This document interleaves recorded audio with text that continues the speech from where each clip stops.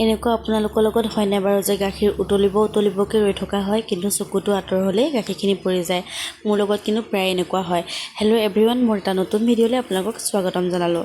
এয়া দেখিছেনে মাছ বচা, এইটো ডিউটি মানে মোৰ প্ৰায় থাকেই, কাৰণ সৰু মাছ ওলালেই আমাৰ এওঁ লৈ আহে, মানে খাই ভাল পায় আৰু। ঘৰত কিন্তু আমাৰ মাছ খোৱা মানুহ কেৱল দুজনহে, এওঁ আৰু ময়ে খাওঁ। মোৰ শহু শাহু আৰু জোনাকেতো মাছ নাখায়ে, সেইবাবে আৰু মাছ আছেই মানে আগৰ, সেইকাৰণে ভাবিছোঁ এইখিনি চাফা কৰি পেলাই থৈহে দিওঁ।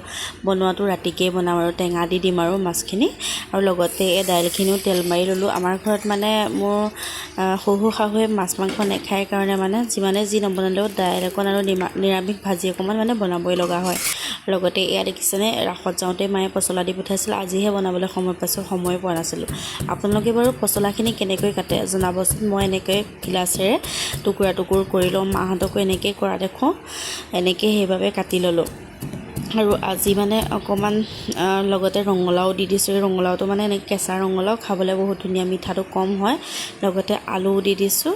আৰু এইখিনি দেখিছেনে, এতিয়া ভাবিছোঁ মাছ দুপিচ ফ্ৰাইকৈ কৰি লওঁ, কাৰণ দাইলটোতো মই ৰহৰ দাইলেই বনাই দিলোঁ, সেইবাবে মাছ ফ্ৰাইকৈ কৰিলোঁ। আৰু এই মাথাই পিচ যে দেখিছে, এয়া মানে মই পচলাত দিম। আৰু এইখিনি ধুনীয়াকৈ ধুই মেলি এতিয়া নিমখ হালধি সানি পেলাই থৈ দিম, আৰু ৰাতিকৈ মই বনাম। আৰু এই লগতে দেউতাৰ কাৰণে বেঙেনাও পিটিকা পুৰি লৈছোঁ। বেঙেনা পিটিকা খাই খুব ভাল পায়, সেইবাবে ভাবিছোঁ বেঙেনাতকৈ পিটিকা কৰি দিওঁ। এইবাৰ বেঙেনা পিটিকা কৰি ল'লোঁ। আৰু এই মাছখিনি এইখিনি এতিয়া মানে মোৰ হৈয়ে গ'ল আৰু ভাজি পেলাই এইখিনি উঠাই থওঁ।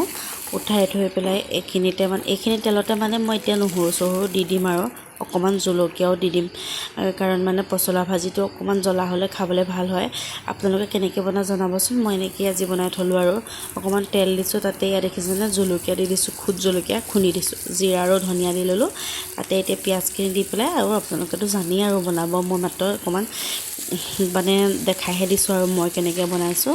আৰু এইখিনি দি দিলোঁ। লগতে মই এতিয়া মাছৰ মাথাখিনি মই ফ্ৰাই কৰি থৈছিলোঁ, সেয়াও এতিয়া লগতে দি দিম, কাৰণ এইখিনি মানে লগতে মানে মিক্স হৈ গ'লে খাবলৈ ভাল হ'ব। লগতে বেঙেনা পিটিকাত অকণমান ধনিয়া দি দিছোঁ। এতিয়াতো ধনিয়াৰ ছিজন ন, আপোনালোকে খাই ভাল পায়নে বাৰু।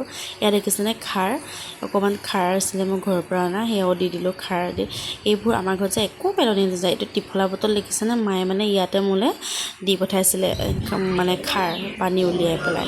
এইজনী আকৌ মোৰ ভাগিন হয় দেই, তাৰ মাজতে মই খুৰা ঘৰৰ পৰা আহিলোগৈ। গান গাইছে শুনকচোন,